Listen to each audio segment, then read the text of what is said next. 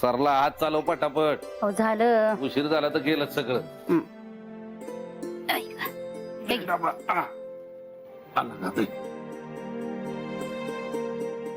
स्वतःचा भार स्वतःच व्हा. येतो बरं का.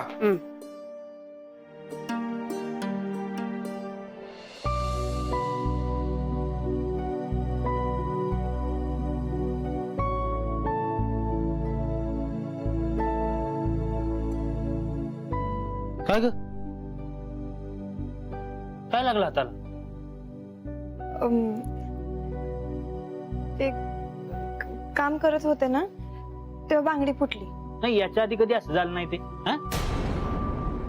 आणि बांगडी लागली तर 2-4 वेळा असं ओरखडे यायला पाहिजेत. एवढी मोठी जखम नक्की काम करतानाच लागलंय ना. पेंट्या काय चाललंय तुझं? तू काय उलट तपासणी घेतोय त्याची? अरे काम करताना होता असं. हातामध्ये बांगडी फुटते, कडाईचा चटका लागतो मनगटाला, चपात्या करताना बोट भासतात. एकदा काम करून बघ म्हणजे लक्षात येईल तुझ्या. रामा मला जरा तुझ्याशी बोलायचं. तिला काही बोलायचं नाही तुझ्याशी. तुझं बोलणं बिलणं सगळं नंतर. तिला वाड्यावर जायचं, जाऊ दे तिला. रमा निघ तू बाई. अगं मामी मी आज वाड्यावर नाही जाणार आहे. म्हणजे काय? का नाही म्हणजे नक्कीच काहीतरी कटकट झाली वाड्यावर. अरे असं काहीच नाहीये पिंट्या दादा. ते मला जरा बरं वाटत नाही ना म्हणून मी नाही जाणार आहे. रमा काय?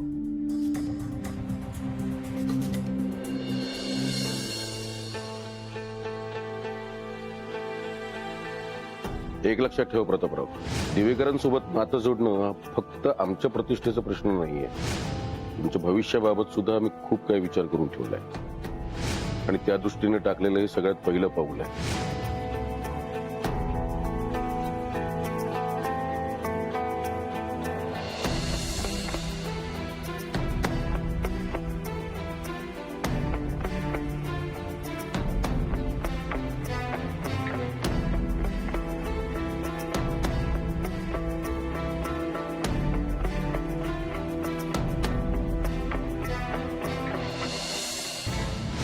हा शर्ट माझ्या चॉईसचा आहे. खूपच तुला आवडेल. तुझं काय काम आहे आता? सारखी लुडबुड चालू आहे तुझी. तुला दिसत नाही आम्ही बोलतोय ते?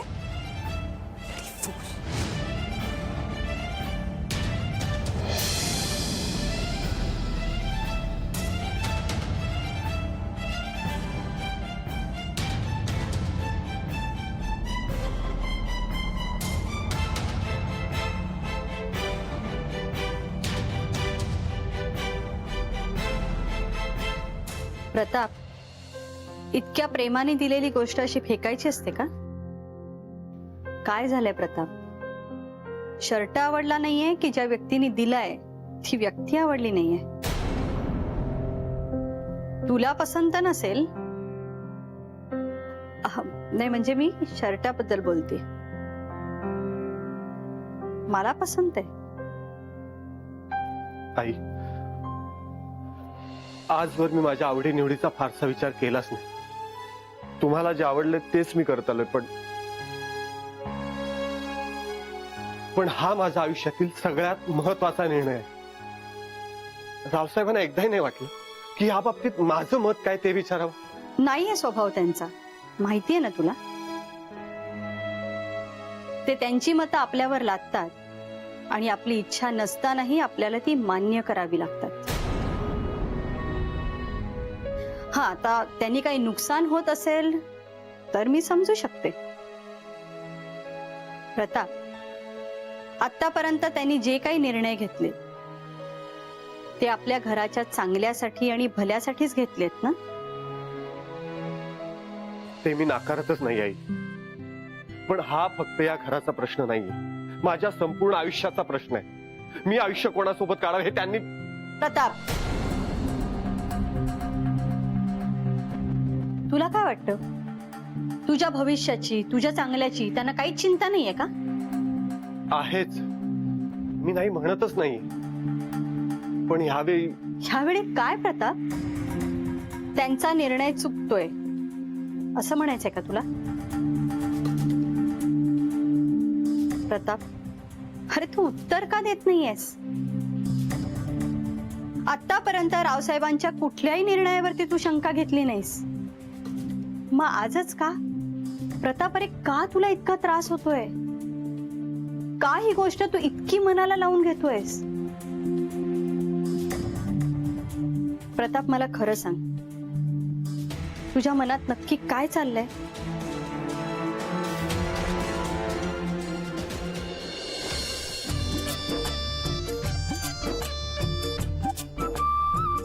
ए रमे, वाड्याला का नाही गेली? अगं मामी, आमच्या शेतातलं तरव राहिलं होतं म्हणून नाही गेले.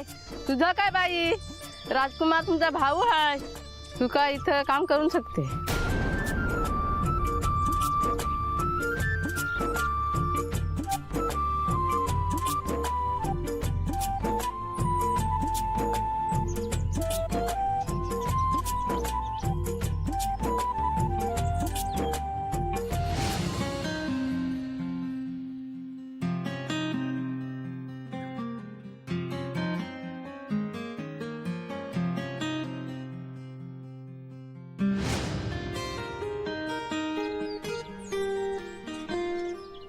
रमे, शेतीच्या कामात रमलीस का काय? अरे नाही रे पिंट्या दादा, असंच बघत होते. तू इकडे काय करतोस? काय नाही, शेतात कोण कामाला आलंय का नाही ते बघायला आलो होतो. पण रमे, मला तुझी एक गोष्ट लय आवडती बघ. नाही म्हणजे काम कुठलंही असो, तू सगळ्यांचा विचार करून करते. मग ते शेतीचं काम असो नाहीतर तुझं लग्न असो. म्हणजे त्यात काय चुकीचं आहे का? नाही नाही, चुकीचं काय तेव्हा? आता बघ की, आईनं तुझ्यासाठी स्थळ बघितलं, पण तुला मुलगा पसंत आहे का नाही कोणी विचारलंच नाही. हा, अरे जाऊ दे ना पिंट्या दादा, कशाला तो इशे? आता त्यांनीच नकार दिला म्हटल्यावर आपण तरी कशाला? हे झालं आपण आपल्या मनाचं करून घेतलेलं समाधान. पण तुझं काय? तुला तो मुलगा आवडला होता ना?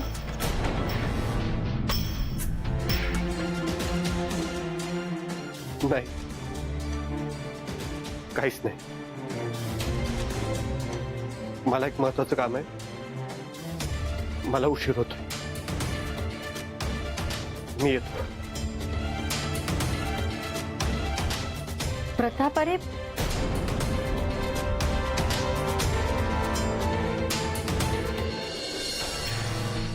माझ्या आवडीचा इथं प्रश्नच नाहीये बघ. मामा मामींना पसंत होतं ना, मग झालं तर. खरंच ठेव बर माझ्या डोक्यावर हात आणि घे शपथ. अरे काय तुझं पिंट्या दादा, कशाला उगाच त्रास देतोय? मला माझं उत्तर मिळालंय रमे. आता नेमका वणवा कुठं पेटलाय ना तेवढंच शोधायचंय मला.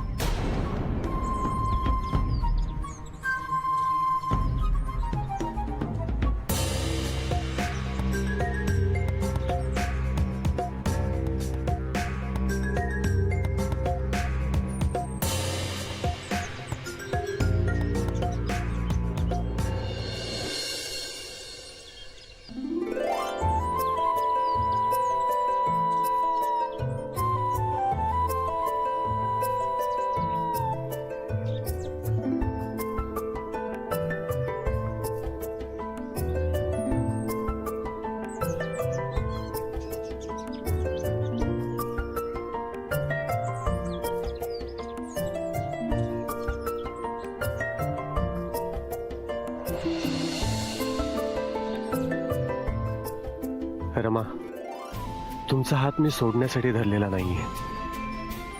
तुम्ही मनात कुठलीच शंका ठेवू नका. ही जन्मभराची गाठ आहे. काही झालं तरी ही गाठ मी कधीच सुटू देणार नाही. वचन देतो तुम्हाला.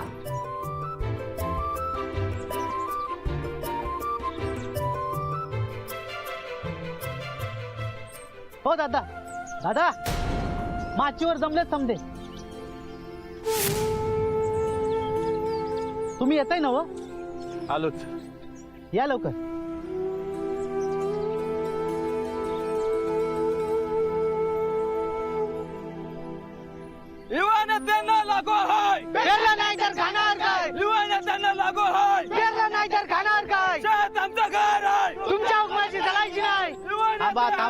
दादा आले दादा आले.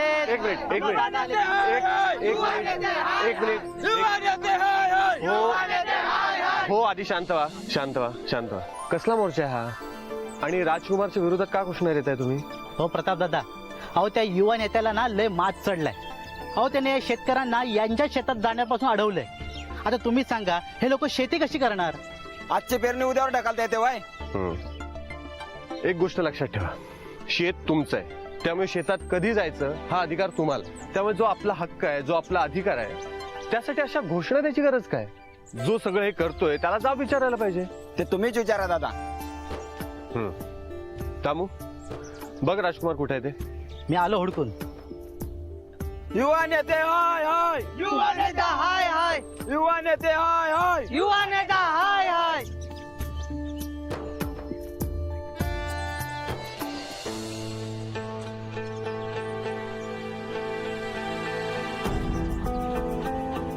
हे राजकुमार, प्रताप दादाने बोलवलंय तुला. कशासाठी? केली असेल कोणीतरी चुकली. अंकुश भाऊने तुम्हाला युवा नेते असं थोडं ना बनवलंय. आणि भाऊंसाठी तर काही पण. जो आपल्या पक्षाला नडला त्याला आपण तिथंच गाडला. चला बघू. चला.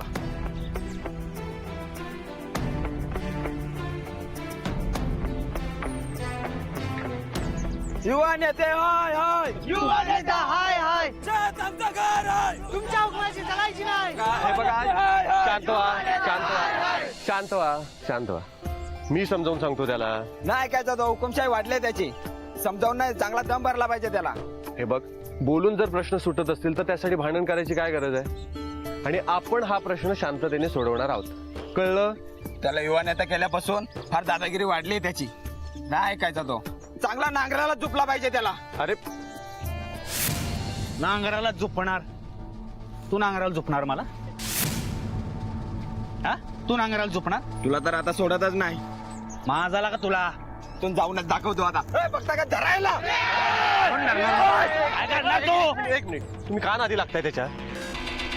आपण इथे भांडण करायला आलो की प्रश्न सोडवायला आलोय? मी बोलतो म्हणालो ना. हो मागे. तो काही बोलला तरी तुम्ही एक शब्द बोलायचा नाही. राजकुमार काय चाललंय? का तू शेतकऱ्यांना त्यांच्या शेतात जाण्यापासून अडवतोयस? का म्हणजे अंकुश भाऊंचा आदेश आहे. या सगळ्यांना पक्षाच्या कार्यालयात घेऊन जायचं, यांच्या सह्या घ्यायच्या, यांची नोंदणी करायची, पक्षाचा अजेंडा समजावून सांगायचा आणि एका 3 दिवस तरी चालत. अरे पण पेरणीनंतर सुद्धा हे तू काम करू शकतोस ना. आता पेरणी महत्वाची की तुझ्या पक्षाची कामं महत्वाची आहेत? हे बघ, ते काय नाही. आता सगळे शेतकरी त्यांच्या शेतात काम करायला जाणार आहेत. कोणाच्या बाची हिंमत आहे इथनं पुढे जायची? शेती त्यांच्या मालकीची आहे. मालक आहेत ते, आपले अन्नदाते. त्यामुळे शेतात कधी जायचं आणि पेरणी कधी करायची हे ते ठरवतील. त्यांना वाटलं आज पेरणी करायची तर ते आज पेरणी करतील, कळलं? एक नख जरी इथनं पुढं कोणी सरकलं ना ते एकेकाच्या तांगड्या तोडून हातात देईल. राजकुमार,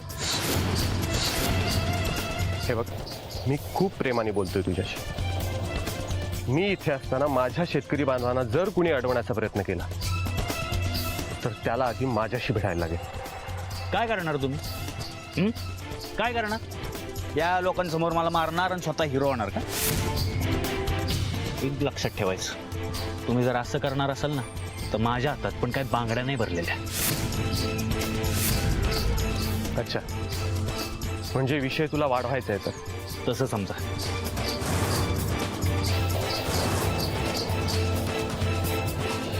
ए रमा रमा, अगं तो राजकुमार गणे प्रतापदा संघ भांडा लागलाय. अहो काय सांगताय दादा. होय होय, लय मोठा दंगा होणार बे नक्की. तू तर त्याला अडव. वय, चला चला.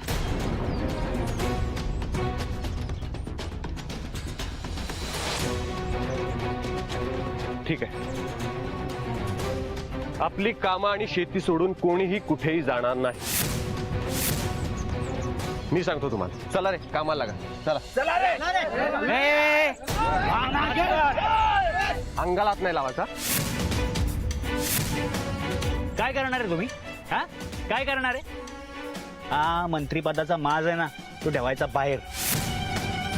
हे गाव काय तुमच्या पिताश्रींनी म्हणजे रावसाहेबांनी विकत नाही घेतलं.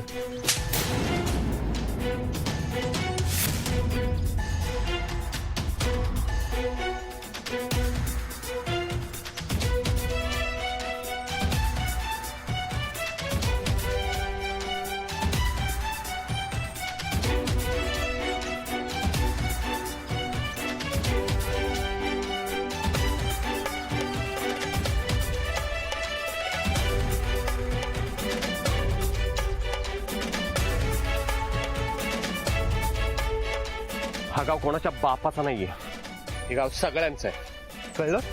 तिथल्या जमिनी शेतकऱ्यांच्या आहेत, त्यामुळे कोणाचीही दादागिरी मी खपवून घेणार नाही. तिथल्या शेतकऱ्याला त्रास द्यायचा प्रयत्न केलास ना तर माझ्यापेक्षा वाईट कोणच नाही. निघ.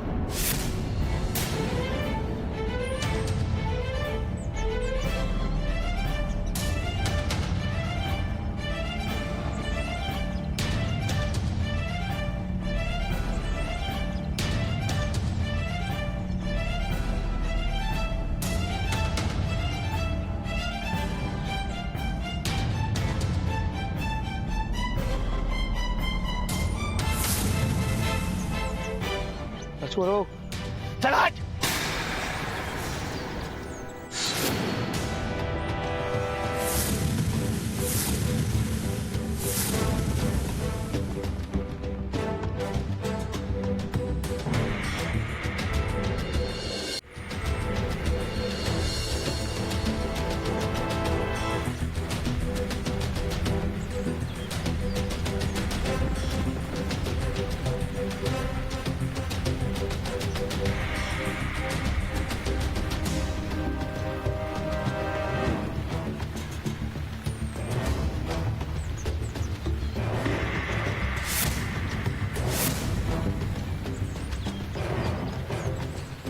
प्रताप.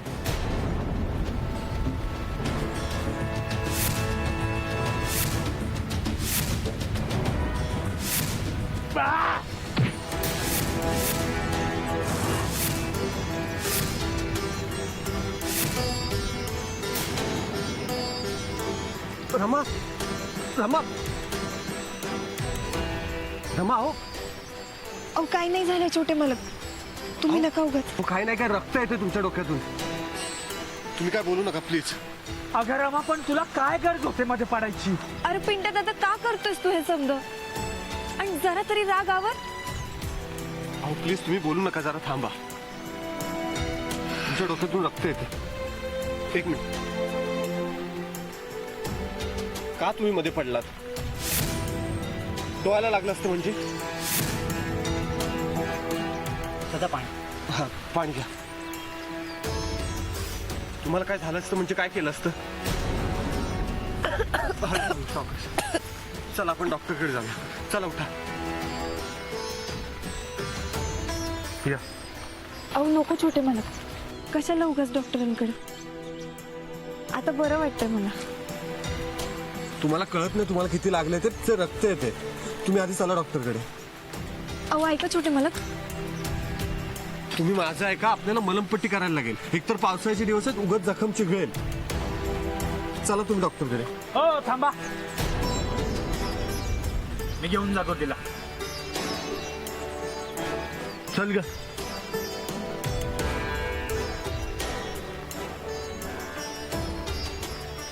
पिंट्या दादा थांब.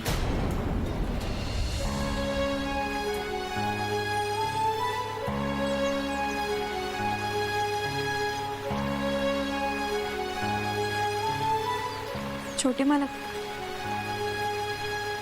पिंट्या दादाकडून जे चुकलं त्यासाठी त्याला माफ करा.